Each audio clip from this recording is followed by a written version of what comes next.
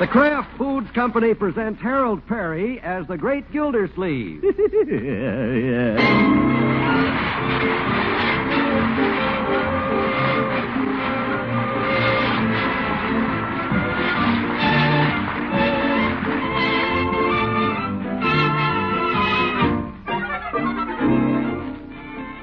The Great Gildersleeve is brought to you by the Kraft Foods Company, makers of the famous cheese food Velveeta. Everybody goes for Velveeta's rich yet mild cheddar cheese flavor in snacks, in sandwiches, and in hot dishes. And hidden in that swell cheese flavor are important nutrients from milk. That's why smart homemakers keep Velveeta on hand regularly to spread or slice and to melt for grand economical hot dishes. Tomorrow, get Velveeta, the cheese food of Kraft quality.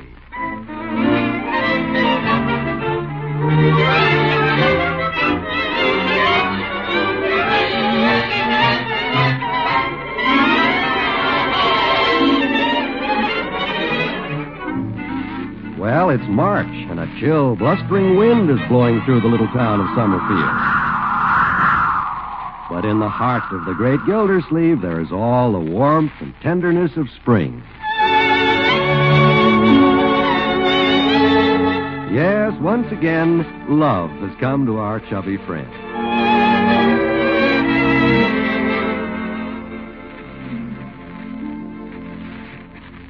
Dear diary, tonight I have another date with Adeline. What a woman.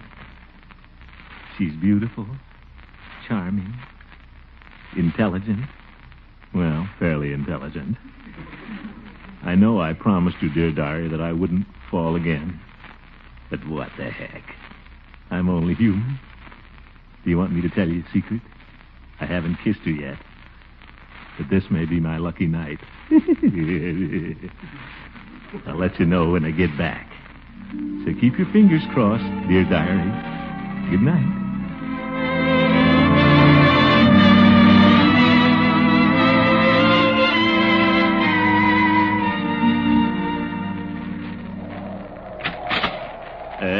Good evening, Adeline. Why, it's you, Throckmorton. Yeah. Well, you come right in the house before that wind blows you away. Oh, thank you. Let me have your coat now. I'll hang it right here on the hall seat. All right. Adeline, Yes, Throckmorton? here's a little present for you. A present for me? Mm-hmm. Oh, a bottle of perfume. Yeah. Do you like perfume? Like it? Why, I could swim in it. Well, just half an ounce. Oh, and it's called Spring Madness. Why, you little devil, you. You know what I ought to do? I ought to give you a great big thank you kiss. Well. But I won't. Huh? You'd think I was just being forward and bold. No, I wouldn't. Oh, yes, you would now. Well, you just sit down while I put this perfume on my doodad shelf. Almost got that kiss. Well, it's early yet.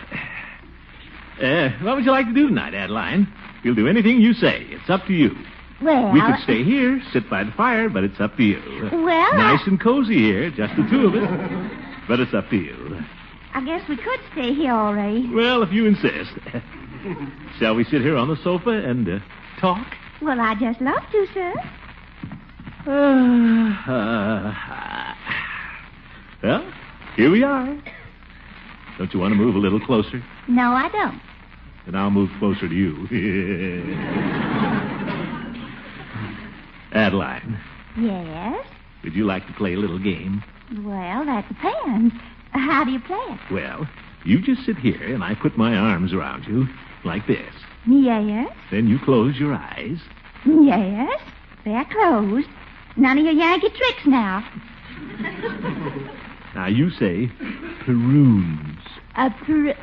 Now, Throckmorton, I know what you're up to. Oh, what's that? You're just trying to steal a kiss from me, aren't you now? No, kissing you is the furthest thing from my mind. Well, I declare. Huh? Am I that unattractive? Unattractive? Why, no. Well, I have you know that down in Savannah, men used to cluster around me like bees around a magnolia blossom. But, of course, if I don't appeal to you... But, Adeline, you do appeal to me. You're lovely. It's too late to try to sweet-talk me now, Throckmorton P. Gildersleeve. You've revealed your true feelings in the matter. But, Adeline... I guess men are all the same. I thought they might be different above the Mason-Dixon line. Guess I never should have written that letter. What letter? To my old beau in Savannah, Cecil Revenall. I told him all about you. You did? Indeed, I did. I told him that the heart he broke was mended, that I'd found my Prince Charming in the form of a public official. Well, just a water commissioner. Of course, then I thought this certain public official cared for me just a teeny-weeny bit. But I do care a teeny-weeny bit. Well... I mean, a lot. Adeline. Yes? You're always on my mind. Oh, you're just saying that. No, it's true. I think of you all the time. At home, down at the office. Why, I see your face on every water bill. That's sweet, Throckmorton. Well, maybe I did misjudge you. That's all right. What the heck? I'll forgive you if you'll just give me a little kiss. Well... I guess it's all right. I know you're different than Cecil. Cecil, sure, that cad. I beg your pardon. The way he treated you, he must have been a pretty worthless character, all right. Mr. Gildersleeve, I won't have you talking that way about Cecil. Huh? After all, he is a Southern gentleman. What you said. Now, don't try to twist things around. Cecil may have had his little weaknesses, but he did have elegant manners. Why, I never knew a man who could bow so deep from the waist. Well, I didn't... And you should see that man ride. Why, he looks like he's part of the horse. I'll bet he does. Mr. Gildersleeve, I won't have you talking about Cecil Ravenall II behind his back. But, Adeline... Gentlemen, don't do that where I come from. But... Sir, I'll thank you to remove your coat from my whole tree. But... Good night, Mr. Gildersleeve. Good night, Southern gentleman.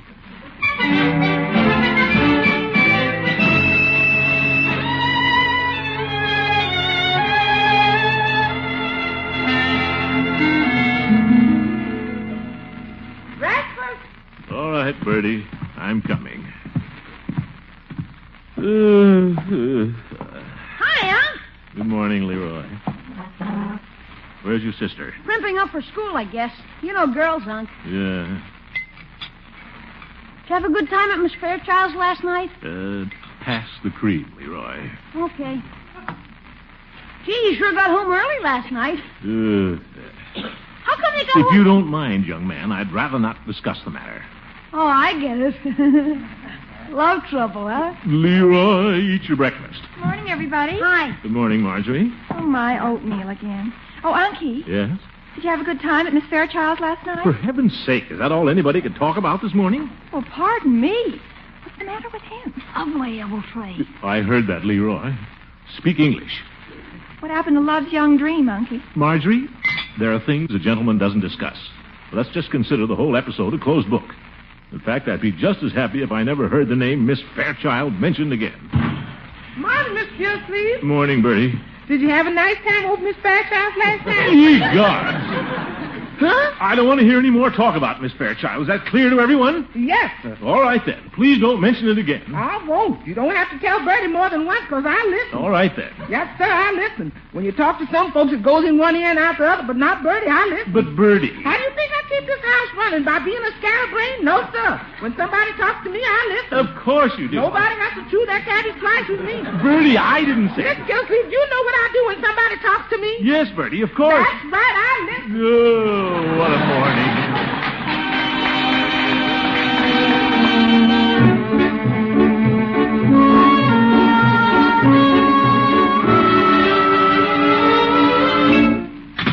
Good morning, Mr. Gildersleeve. Morning, Bessie. Any mail this morning? Yes, sir, it's on your desk. Do you want to go over the water reports now? After we open the mail, Bessie. First things first. Yes, sir. Oh, let's see here. Oh, Mr. Gildersleeve, there was a telephone call for you. Huh? Who was it? I'll give you 3 guesses. Bessie? Let's be a little businesslike around here. Who phoned? Miss Adeline Fairchild. Oh, she did. Her number is Summerfield 4. I know her number, Bessie. And if she calls again, I'm not in. Is that clear? Yes, sir. Miss Fairchild is a thing of the past. Oh, I'm sorry, Mr. Gildersleeve. Quite all right. As Kipling said, south is south and north is north, and never the twain shall meet. What's that? Miss Fairchild and I have different ideas, Bessie, that's all. She wants a man who can bow from the waist. Well, maybe if you reduce a little. She probably called to tell me she's sorry. But it's too late. It's water over the dam. I'm just going to have to forget, Bessie. Just going to have to bury myself in my work. Well, it is piled up pretty high. Huh? Oh, yes. Well, it's all over and done with. Let's face the new day, Bessie. Let's get on with... Mr. Gildersleeve. Zook. Hello, Miss Fairchild. We were just talking about you. Bessie. Well, what is it, Miss Fairchild? Throckmorton, I just have to have a word with you. Well, I'm rather busy. Can't you spare just one little minute? Well... You great big executive, you. Well, maybe just for a minute. Bessie, you may go out in the other office and file the water reports. But, Mr. Gildersleeve, the file's in here. Huh? Well, you'll have to work that problem out for yourself. Let's be on our toes, Bessie. Yes, sir. Now, what is it, Miss Fairchild? Is your water service unsatisfactory? What's the matter? My, you act just like a grizzly bear behind that desk. Growl, growl, growl. Adeline, Miss Fairchild, kindly state your business. Throckmorton, I'm a fool. Well... Yes, I am now. Having words with you over that no-account Cecil Revenant II, that hand-kisser. But, Adeline, last night you said... I know. I must have been out of my mind comparing him with you, a public official, a head of a water department. Well, water is pretty important. Of course it is. I drink gobs of it. Throckmorton, I'm just a teeny-weeny bit worried about something. What's that? Well, I got a letter from that silly Cecil this morning, and do you know what he said? What? He said he didn't want any Yankee like you fooling around with his girl. Imagine that, calling me his girl, just because we were engaged for 15 years. Ridiculous. Be just like him to come traipsing up here looking for trouble. Come up here? Yes, he's such a hothead. Yes. Mr. Gildersleeve, are you very handy with a pistol? Well, Huh? In case there's a duel or anything. A duel? Well, Cecil's an expert shot, and I wouldn't want you to come out second best. Come on. Oh, my goodness. But look at me, chattering away here. You probably want to get back to your work. Work? But, Adeline, wait a minute. Now, I won't take any more of your time. I know your head's just chock full of water reports and things. But, Adeline... Don't you worry now, you hear? But... A duel?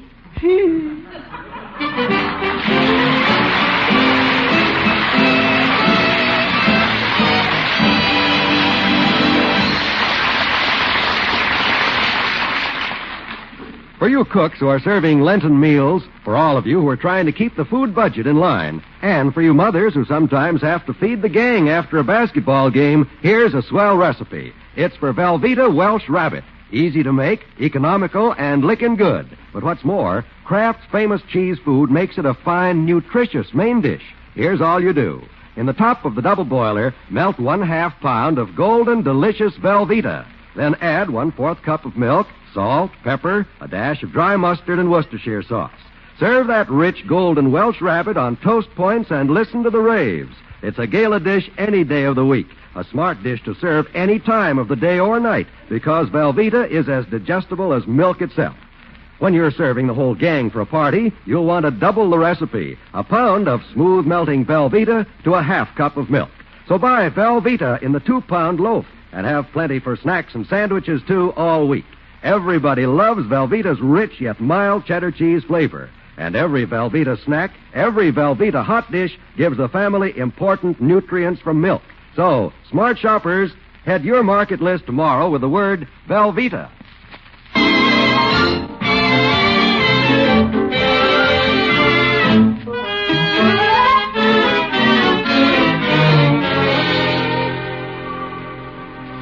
Well, the great Gildersleeve is a mighty worried man. He has just one thing on his mind, no matter where he is. At the office. A duel? How do I get into these things? At night, in bed. Am I handy with a gun? Why, I can't even shoot a water pistol. And the following morning on his way to work.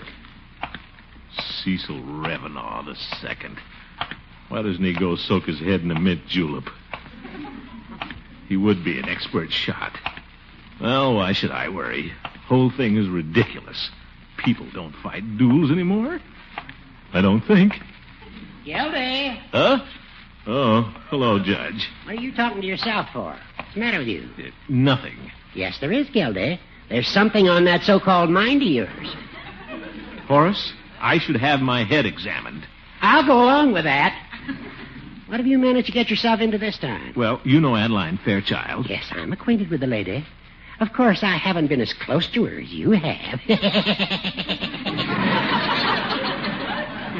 All right, Judge. If you don't want to listen. Go on, Gildy. I'm all ears. You sure are, you old goat. Anyway, Adeline used to have a boyfriend in Savannah, Cecil Revenall, one of those hot-blooded Southerners. What's the matter? Are you jealous of him, Gildy? No, he's jealous of me. What? Well, he is. He's so jealous he might come up here and challenge me to a duel. Oh, that's ridiculous, Gildy. You know people don't fight duels nowadays. Yes, I know it, but does Cecil know it? You can't trust a man who bows from the waist. I assure you, Gildy, from my long experience in jurisprudence, you have nothing to worry about. Oh? Dueling is absolutely illegal. And if this young firebrand should be rash enough to shoot you, he'd be violating the state code, statute 489, section 7. Oh, that's fine, Judge. I give you my solemn promise I'll prosecute him to the fullest extent of the law. Well, I'll fight this thing right up to the Supreme Court. Oh, brother. What's the matter, Gildy? A fine friend you are. My life is in danger, Horace. I thought as my legal advisor you might tell me what to do. Well, if I were you, I'd make out a will. Oh. This may be funny to you, Judge, but you're not in my shoes. Why, any minute this fellow might pop out from behind a tree, bow, and take a shot at me. What do you think of that? Well, I don't see how I could miss you, Gildy. You make an awful big target. Booker.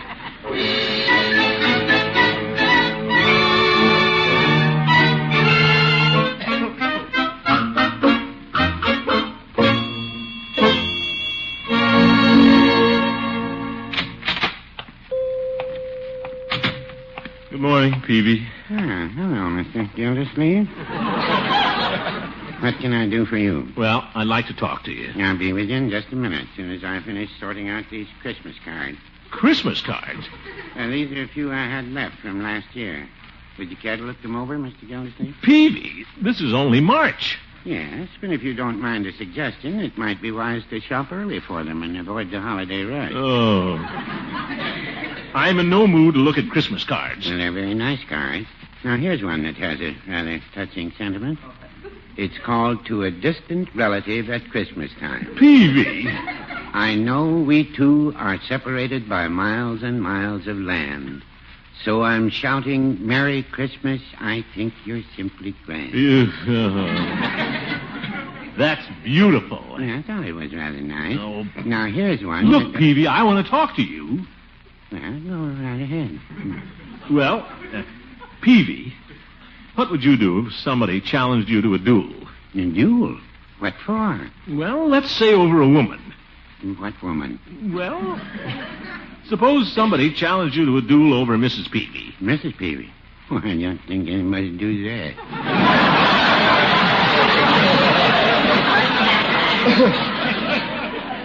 All right, then. Suppose it was any woman.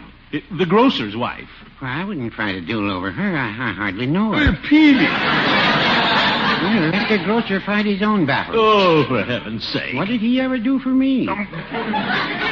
Peavy, this has nothing to do with you. I'm the one that might have to fight the duel. Oh, Mr. Gildersleeve, you're joking. No, I'm not. And a woman got me into it. Who, the grocer's wife? Oh. Well, fighting a duel might prove rather risky. If I were you, Mr. Gildersleeve, I'd get out of it. That's what I want to do, Peavy, but how can I? Well, I'd just start buying my groceries at some other store. Oh, what's the use?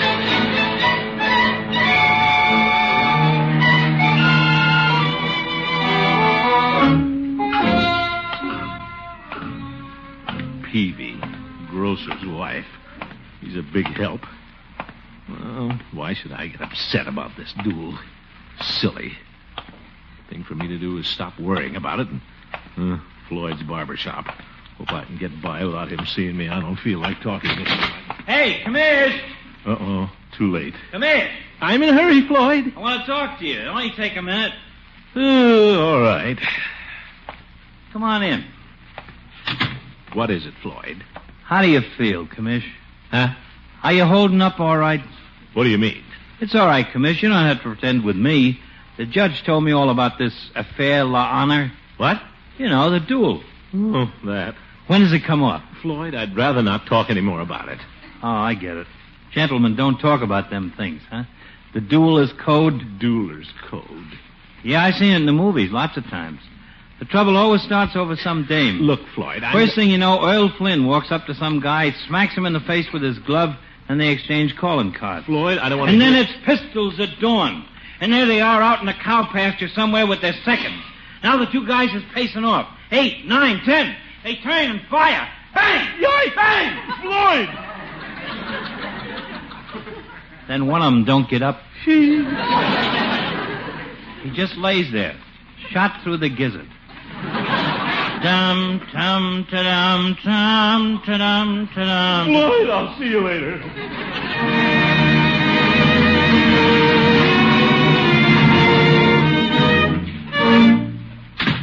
Good morning, Mr. Gildersleeve. Oh, good morning, Bessie. You look pale, Mr. Gildersleeve. Is something wrong? Pale? No, I'm all right, Cecil. I mean, Bessie. You seem a little nervous. Nervous? Not at all. Huh? Well, guess I'll go into my office. Bessie, anybody wants to see me, I'm out. Yes, sir. Keep calm, Gildersleeve. Cecil Revenaugh's not coming up here. Of course not. I'm not worried.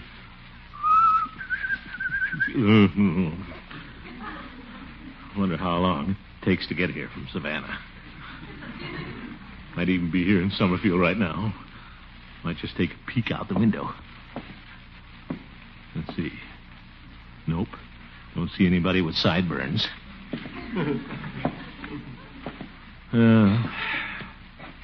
Might as well sit down. Rest for a minute.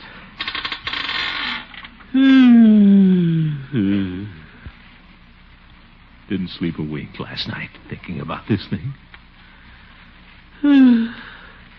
Pistols at dawn. I can't even get up at 8 o'clock.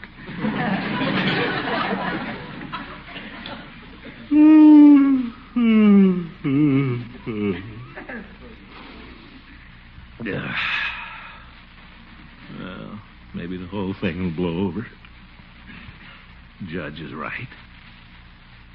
People don't fight duels anymore. Besides, it's against the law. State Code 480.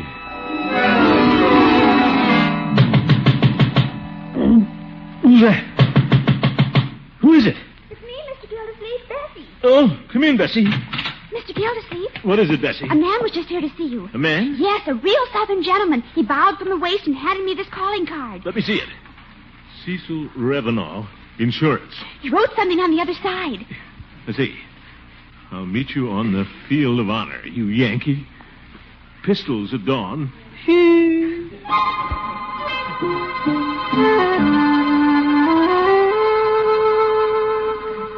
Goodbye, Unky.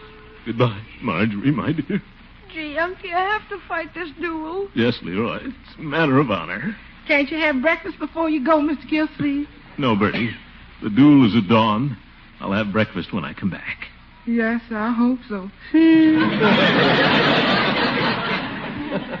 Well, goodbye, little family. Goodbye, Unc. Au revoir.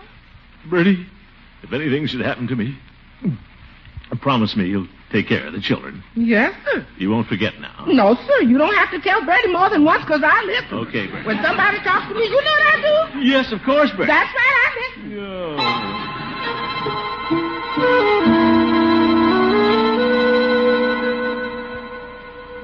Well, Peavy, I'm going out to fight that duel now. Goodbye, Mr. Gildersleeve. I'm sorry to see you go. Thank you, Peavy. Always hate to lose a customer. Yeah.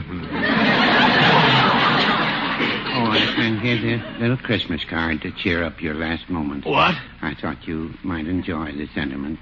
It's called To a Friend Who Won't Be With Us for the Holidays. Oh! Don't you worry, Peavy. I'll be here when the holidays roll around. Well, no, I wouldn't say that.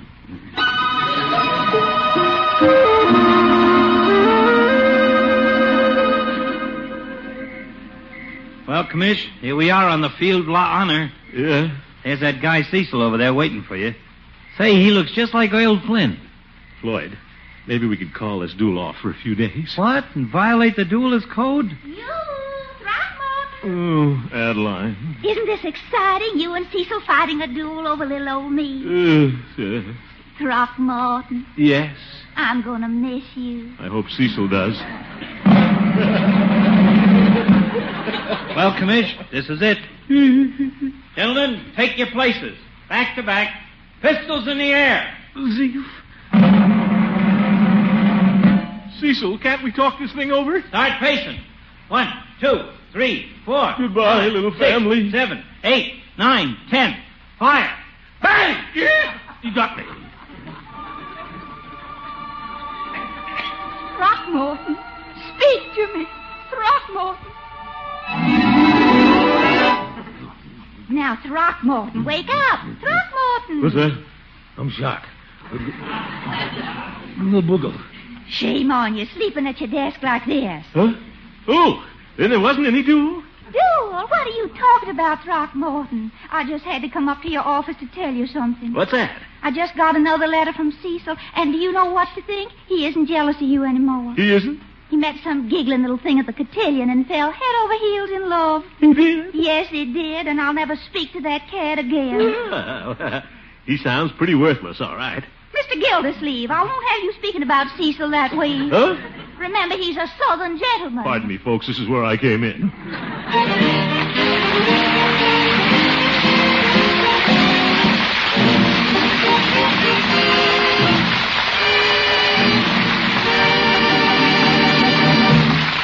The Great Gildersleeve will be right back. Homemakers, for Lenten meals, for economy meals, any day of the week, get Kraft's nutritious, smooth melting cheese food Velveeta. Spread or slice Velveeta's golden goodness thick for lunchtime sandwiches.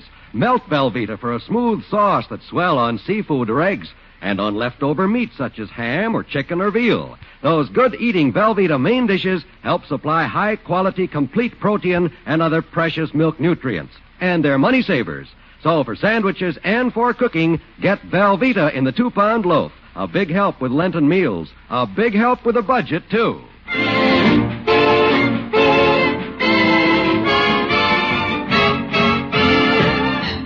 Dear Diary, I have just one thing to say tonight. I've learned my lesson this time.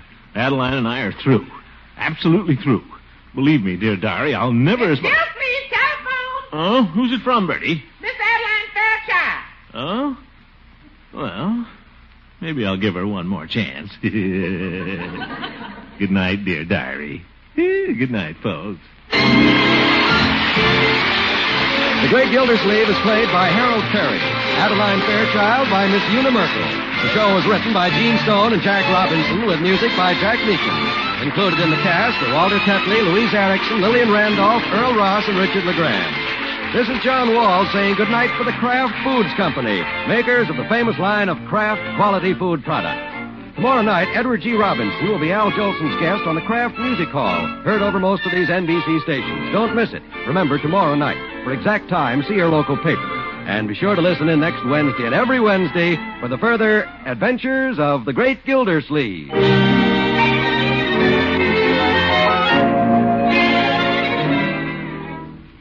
The next time you have to fix a hurry-up lunch, open a package of Kraft Dinner. And in a twinkling, you can have a piping hot dish of macaroni and cheese. Each package of Kraft Dinner contains special macaroni that cooks fluffy light and tender in just 7 minutes. And golden Kraft grated that you stir in for a grand cheddar cheese flavor. 2 magic ingredients for making delicious macaroni and cheese at a cost of only a few cents more than a package of macaroni alone. For a quick, easy, economical main dish, get Kraft Dinner from your food store tomorrow.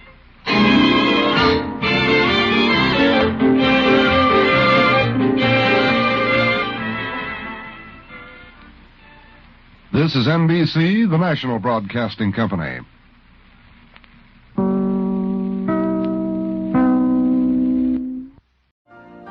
You've been listening to the OTR Gold Network. Find more classic radio at otrgold.com.